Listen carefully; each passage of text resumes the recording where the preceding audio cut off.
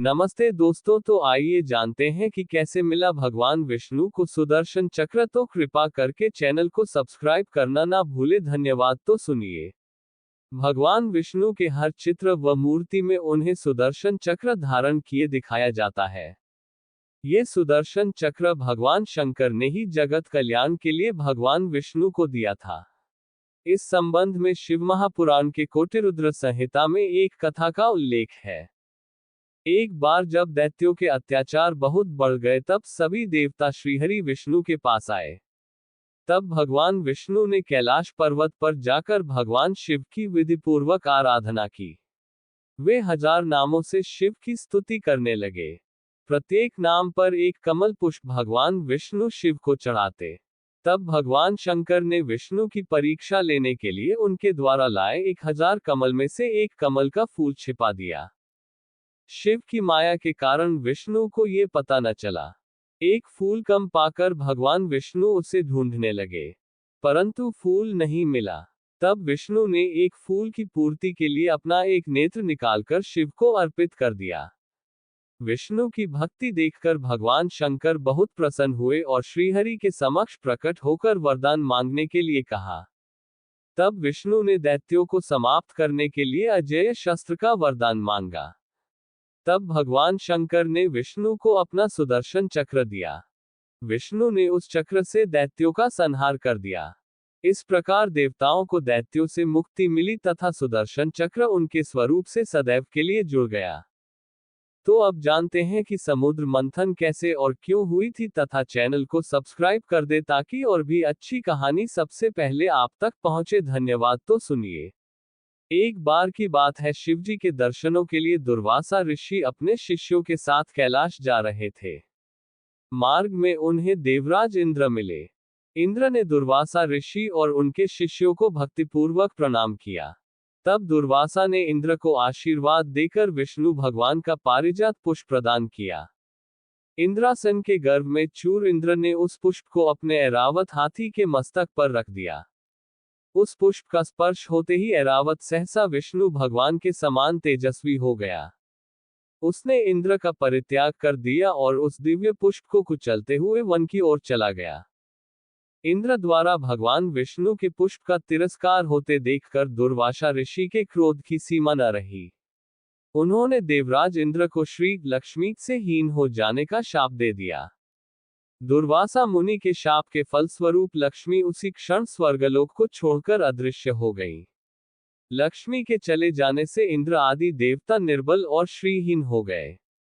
उनका वैभव लुप्त हो गया। इंद्र को बलहीन जानकर दैत्यों ने स्वर्ग पर आक्रमण कर दिया और देवगण को पराजित करके स्वर्ग के राज्य पर अपनी परचम फहरा दिया। तब इंद्र देवगुरु बृहस्पति और अन्य देवताओं के साथ ब्रह्माजी की सभा में उपस्थित हुए। तब ब्रह्माजी बोले, देवेंद्र, भगवान विष्णु के भोगरूपी पुष्प का अपमान करने के कारण रुष्ट होकर भगवती लक्ष्मी तुम्हारे पास से चली गई है। उन्हें पुनः प्रसन्न करने के लिए तुम भगवान नारायण की कृपा दृष्टि प्राप्त करो।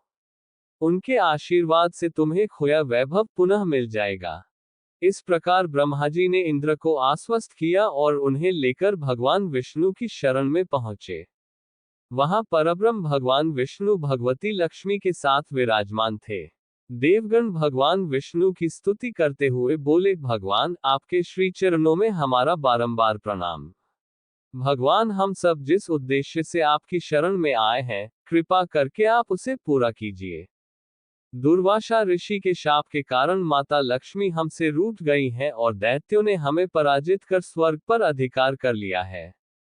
अब हम आपकी शरण में हैं, हमारी रक्षा कीजिए। भगवान विष्णु त्रिकालदर्शी हैं। वे पल भर में ही देवताओं के मन की बात जान गए। तब वे देवगण से बोले, देवगण, मेरी बात ध्यानपूर्वक सुने, क्योंकि केवल यही तुम्हारे कल्याण का उपाय है। दैत्यों पर इस समय काल की विशेष कृपा है, इसलिए जब तक तुम्हारे उत्कर्ष और दैत्यों के पतन का समय नहीं आता, तब तक तुम उनसे संधि कर लो। क्षीरसागर के गर्भ में अनेक दिव्य पदार्थों के साथ साथ अमृत भी छिपा है। उसे पीने वाले के सामने मृत्यु भी पराजित हो जाती है। इसके लिए तुम्हें समुद्र मंथन करना होगा। ये कार्य अत्यंत दुष्कर है, अतः इस कार्य में दैत्यों से सहायता लो। कूटनीति भी यही कहती है कि आवश्यकता पड़ने पर शत्रुओं को भी मित्र बना लेना चाहिए। तत्पश्चात अमृत पीकर अमर हो जाओ, तब दुष्ट दैत्य भी तुम्हारा अहित नहीं कर सकेंगे। देवगण वे जो शर्त रखें, उसे स्वाकीर कर लें। ये बात याद रखें कि शांति से सभी कार्य बन जाते हैं, क्रोध करने से कुछ नहीं होता। भगवान विष्णु के परामर्श के अनुसार इंद्रादि देवगण दैत्यराज बलि के पास संधि का प्रस्ताव लेकर गए और उन्हें अमृत के बारे में बताकर समुद्र मंथन के लिए तैयार कर लिया। समुद्र मंथन के लिए समुद्र में मंदराचल को स्थापित कर वासुकी नाग को रस्सी बनाया गया। तत्पश्चात दोनों पक्ष अमृत प्राप्ति के लिए समुद्र मंथन करने लगे। अमृत पाने की इच्छा से सभी बड़े जोश और वेग से मंथन कर रहे थे। सहसा तभी समुद्र में से कालकूट नामक भयंकर विष निकला। उस विष की अग्नि से 10 दिशाएं जलने लगी। समस्त प्राणियों में हाहाकार मच गया। उस विष की ज्वाला से सभी देवता तथा दैत्य जलने लगे और उनकी कांति फीकी पड़ने लगी। इस पर सभी ने मिलकर भगवान शंकर की प्रार्थना की। उनकी प्रार्थना पर महादेव जी उस विष को हथेली पर रखकर उसे पी गए, किंतु उसे कंठ से नीचे नहीं उतरने दिया। उस कालकूट विष के प्रभाव से शिव जी का कंठ नीला पड़ गया। इसीलिए महादेव जी को नीलकंठ कहते हैं। उनकी हथेली से थोड़ा सा विष पृथ्वी पर टपक गया था, जिसे सांप, बिच्छू आदि विषैले जंतुओं ने ग्रहण कर लिया। विष को शंकर भगवान के द्वारा पान कर लेने के पश्चात फिर से समुद्र मंथन प्रारंभ हुआ। दूसरा रत्न कामधेनु गाय निकली, जिसे ऋषियों ने रख लिया। फिर उच्चैश्रवा घोड़ा निकला, जिसे दैत्यराज बलि ने रख लिया। उसके बाद ऐरावत हाथी निकला, जिसे देवराज इंद्र ने ग्रहण किया। ऐरावत के पश्चात कौस्तुभमणि समुद्र से निकली, उसे विष्णु भगवान ने रख लिया। फिर कल्पद्रुम निकला और रंभा नामक अप्सरा निकली। इन दोनों को देवलोक में रख लिया गया। आगे फिर समुद्र को मथने से लक्ष्मी जी निकली। लक्ष्मी जी ने स्वयं ही भगवान विष्णु को वर लिया।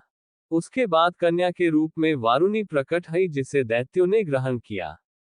फिर एक के पश्चात एक चंद्रमा, पारिजात वृक्ष तथा शंख निकले और अंत में धन्वंतरी वैद्य अमृत का घट लेकर प्रकट हुए।